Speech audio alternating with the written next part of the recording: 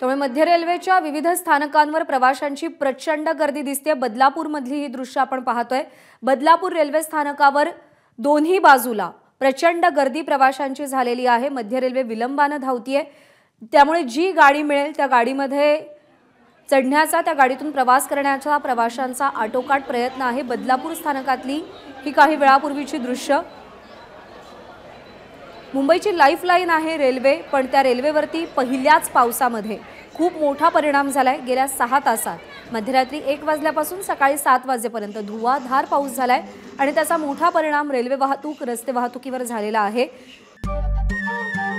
नमस्कार। मन शुद्ध तुझं ही वेगळ्याच प्रकारची मालिका तुम्हा सगळ्यांना खूप आवडली होती। याचा दुसरा सीझन कधी येणार अशी विचारणा झाली। प्रतीक्षा संपली आहे मित्रांनो, येतोय मन शुद्ध तुझाचा दुसरा सीझन। होई मन शुद्ध तुझं।